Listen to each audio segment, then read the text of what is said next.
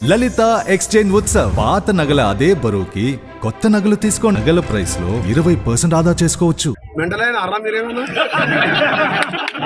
కాలిగోడు కట్టుడు వాళ్ళ మావ దీక్ష చేసినోడు ఇద్దరు ఎంపీలు ఒక ఆమె లింగులెట్టుకొని చేసేది మా పార్టీకి వచ్చింది. అప్పటికి ఒకటే ఛాలెంజ్ చేస్తున్న మిస్టర్ రేవంత్ హరీష్ రావు, మీ నాయన మీ మామ దీక్ష చేసిండు నిమ్స్ హాస్పిటల్ బయట, ఒక రోజు ఖమ్మం కరీంనగర్, రెండవ రోజు ఖమ్మంలో చేస్తే పండ్ల రసం తాగితే ఆడ యూనివర్సిటీ దృష్టిభవన్ నిలబెడితే పండ్ల రసం పక్క పెట్టాం.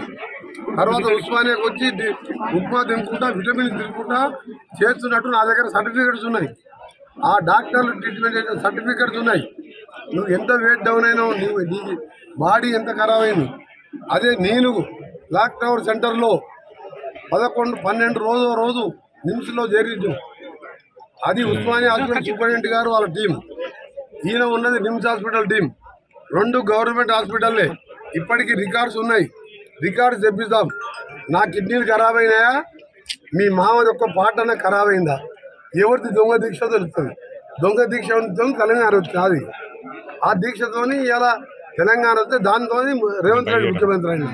పాపం అమాయకులు 1200 మంది చచ్చిపోయి అలాంటి చూడలేక మేము మా ఎంపీలో మా కాంగ్రెస్ వాళ్ళం మా సోనియా గాంధీ నొప్పించి తెలంగాణ తెస్తే మీ మామతోని తెలంగాణ వస్తే ఆయన భిక్ష పెట్టిన ఆ భిక్షతోనే రేవంత్ రెడ్డి సీఎం. సిక్కు లేకుంటే ఎందుకు మాట్లాడు బాగా మాట్లాడు మెంటలైన అర్రా మీరేమన్నా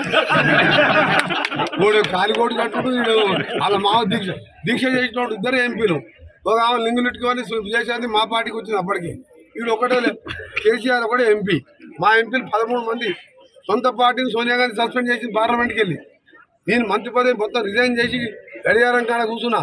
మా నాయకులు ధర్నాలు చేసిను.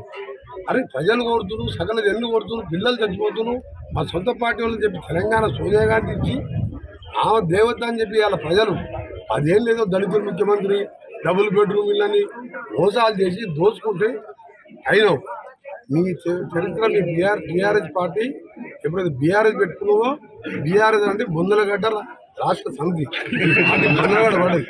ఇక్కడ పిల్లగాడు వచ్చిండు, వార్డు మెంబర్ కూడా దిక్కులేదు. వార్డు మెంబర్ కంటే తక్కువ, వార్డు మెంబర్ కాదు ఇంకా ఏమన్నా ఆ పక్షితో కూడా ఓటాడు ఆ పిల్లగారికి. వాడు రైతు బంధు గురించి మాట్లాడుతున్నావు.